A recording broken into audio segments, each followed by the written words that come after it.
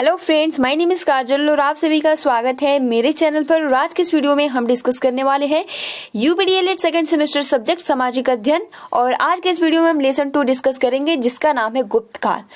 ठीक है, तो इसके पहले हमने लेसन 1 डिस्कस कर लिया है। तो अगर आपने प्रीवियस वीडियोस यानी लेसन 1 वीडियोस नहीं देखे हैं तो सिंपल आपको सर्च करना है यूट्यूब पे यूपीडीएलएड सेकंड सेमेस्टर सामाजिक अध्ययन बाय अपडेट विद काजल। आप सभी को क्लासेस मिल जाएंगे या फिर आपको कमेंट्स बॉक्स में प्लेलिस्ट का लिंक मिल जाएगा, आप वहां से जाकर देख सकते हो या फिर चैनल को विजिट कर लीजिए और वहां से आपको प्लेलिस्ट में जितनी भी सब्जेक्ट है वहां से मिल जाएंगे। ठीक है, तो चलिए फ्रेंड्स शुरू करते हैं। वीडियो को लाइक कर दीजिए और अपने फ्रेंड्स मित्रों को शेयर कर दीजिए। और ये जितने भी पॉइंट्स है और जितने भी क्वेश्चंस है, क्योंकि लघु उत्तरीय प्रश्न है, ठीक है, तो आप अपने कॉपी में अच्छे से नोट्स बनाते जाइए।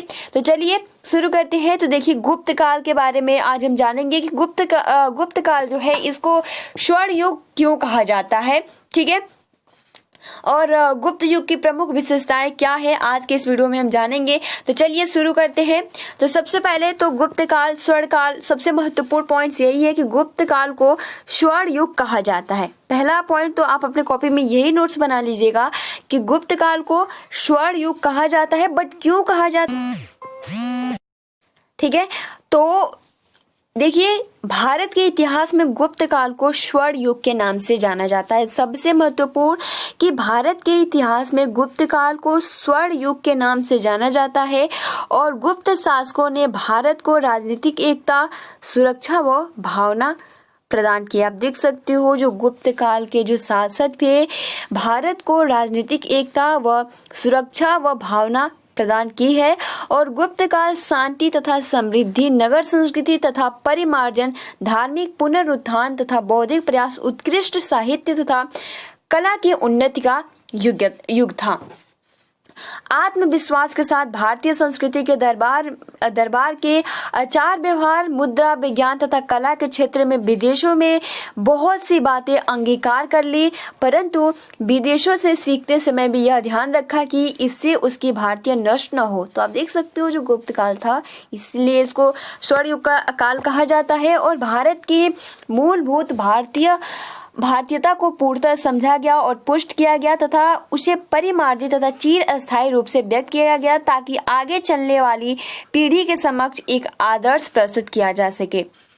अब देखिए, सबसे महत्वपूर्ण कि डॉक्टर R.S. त्रिपाठी ने भी गुप्त युग को स्वर्ण युग मानते हुए लिखा है कि गुप्त सम्राटों का काल भारतीय इतिहास में स्वर्ण युग कहा जाता है। यानी जो गुप्त काल के जो सम्राट थे, क्योंकि आप क्यों स्वर्ण युग कहा जाता है, आप देख सकते हो कि इन्होंने शुरू में ही अगर वो किसी दूसरे देश से संबंध या कुछ भी व्यवहार अपना बनाते थे तो ये भी ध्यान रखते थे कि जो उनकी भारतीयता हो वो नष्ट ना हो, उनकी सांस्कृतिकता बनी रहे। तो इसी के आधार पर डॉक्टर R.S. त्रिपाठी ने कहा है कि जो गुप्त युग है इसको स्वर्ण युग मानते हुए लिखा है कि गुप्त सम्राटों का काल भारतीय इतिहास में स्वर्ण युग कहा जाता है।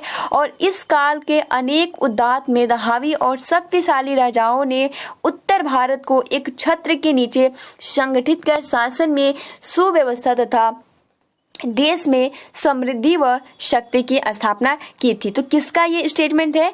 तो डॉक्टर R.S. त्रिपाठी का है। अब देखिए, स्मिथ ने अपना इस पे जो गुप्त काल को सर्वश्रेष्ठ युग मतलब कि सर्वश्रेष्ठ युग माना है। तो इसके बारे में इन्होंने जो अपना स्टेटमेंट दिया है कि हिंदू इतिहास में अन्य सभी गुणों की तुलना में महान गुप्त शासकों का काल सर्वाधिक अभिमत व संतोषजनक था। तो ये इतिहास जो कि गुप्त काल के जितने भी शासक थे वो बहुत ही मतलब कि आप खुद ही देख सकते हो कि उनके पास इतना गुण था, इतना योग्य थे कि यहाँ पे जो तुलना स्मिथ कर रहे हैं कि हिंदू इतिहास में अन्य सभी गुणों की तुलना में महान गुप्त शासकों का काल सर्वाधिक अभिमत व संतोषजनक है। यानी जो स्मिथ है, गुप्त काल के जितने भी शासक हैं उन्होंने उनको सर्वश्रेष्ठ माना है। श्रेष्ठ नहीं, सर्वश्रेष्ठ, सबसे श्रेष्ठ।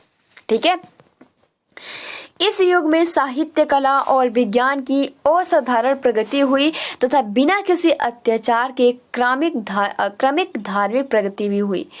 गुप्त को न केवल स्वर्ण युग कहा जाता है वरन उसकी तुलना अन्य विश्व प्रसिद्ध युगों से की जाती है। जैसे कि जो कुछ अच्छा रहता है तो हम उसकी तुलना करते हैं, उसी प्रकार से गुप्त काल को तो स्वर्ण युग कहा ही जाता है, साथ में उनकी अन्य देशों के साथ तुलना की जाती थी कि हमें गुप्त काल जैसा, यानी जिस तरीके से वहां के सम्राट है वैसे ही बनना है, यानी कंपेयर किया जाता था।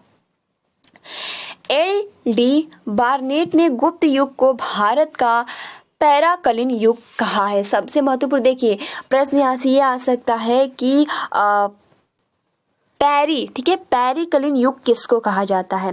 तो जो पैरिकलिन युग कहा जाता है वो गुप्त युग को कहा जाता है।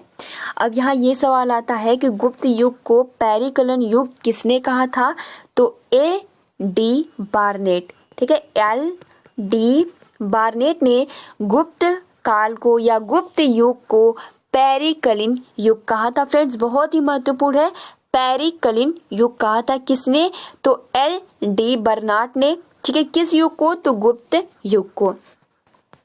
इसके अतिरिक्त कुछ अन्य इतिहासकारों ने गुप्त काल को इंग्लैंड के एलिजाबेथ के शासनकाल, यानी जो आपका मतलब कि कुछ इतिहासकार हैं जो ये भी मानते हैं कि गुप्त काल को इंग्लैंड के एलिजाबेथ के शासनकाल, यानी आप एलिजाबेथ के शासनकाल यानी जिस इंग्लैंड का स्वर्ण युग कहा जाता था, जिसे इंग्लैंड का स्वर्ण युग कहा जाता था, यानी शासनकाल के समान माना है। आप देख सकते हो इसकी मतलब जो तुलना किया गया है वो किससे? तो जो गुप्त काल है इसकी तुलना यानी सेम वैसे ही था एलिजाबेथ के शासनकाल, जिसे यानी इंग्लैंड में इसको स्वर्ण युग कहा जाता था। जो एलिजाबेथ का शासनकाल था यानी इंग्लैंड में इसको स्वर्ण युग कहा जाता था। तो इतिहासकारों का मानना है कि जो गुप्त काल था ये इसी के समान था, यानी जो भारत था यहाँ भी कहा जाता था कि यानी जो गुप्त काल है वो स्वर्ण युग इसको माना जाता है। ठीक है, अब देखिए गुप्त काल को क्लासिकल एज की भी संज्ञा दी जाती है। देखिए फ्रेंड बहुत ही महत्वपूर्ण इसमें कुछ पॉइंट्स है। सबसे पहला तो यही पॉइंट कि इसको स्वर्ण युग कहा जाता है। ठीक है, क्यों कहा जाता है अभी जस्ट हमने डिस्कस किया, क्योंकि जो वहाँ के शासक थे उनकी जो कला थी, संस्कृति था, विज्ञान था, वो इतना अच्छा था कि बिना किसी आक्रामक तरीके से। ठीक है, और एक और महत्वपूर्ण बात जो ये युग था इसको पैरिकलिन युग भी कहा जाता था।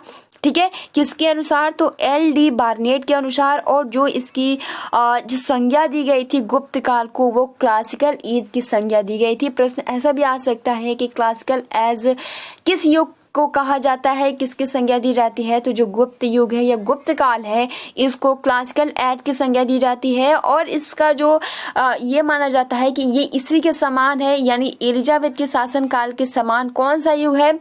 तो वहां पे आपका जो आंसर हो जाएगा वो हो जाएगा गुप्त काल। तो ये कुछ महत्वपूर्ण पॉइंट्स है। ठीक है, आप अपनी कॉपी में अच्छे से नोट्स बना लीजिए। तो गुप्त काल को स्वर्ण युग कहा जाने लगा और इस युग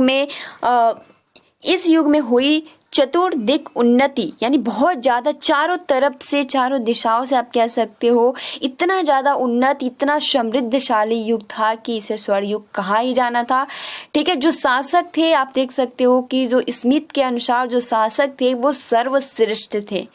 ठीक है, और इन्होंने मतलब कि इतना उन्नति उत्तरदायी इस काल में राजनीतिक, सामाजिक, धार्मिक, आर्थिक तथा कला आदि प्रत्येक क्षेत्र में असीमित उन्नति हुई। यानी आप कह सकते हो सिंपल इसका जो लाइन है, यानी जो आपका गुप्त काल है इसमें सबसे पहले तो राजनीतिक, ठीक है, जो राजनीतिक स्थिति थी वो भी बहुत अच्छी थी, जो सामाजिक स्थिति थी वो भी बहुत ही अच्छी थी, जो धार्मिक स्थिति थी वो भी अच्छी थी, आर्थिक स्थिति वो भी बहुत ही बेस्ट, और कला ये भी बहुत ही, यानी आप कह सकते हो कि असीमित उन्नति हुई, यानी लिमिट में नहीं अनलिमिटेड उनकी उन्नति हुई थी, असीमित, जिनका कोई सीमित ना हो।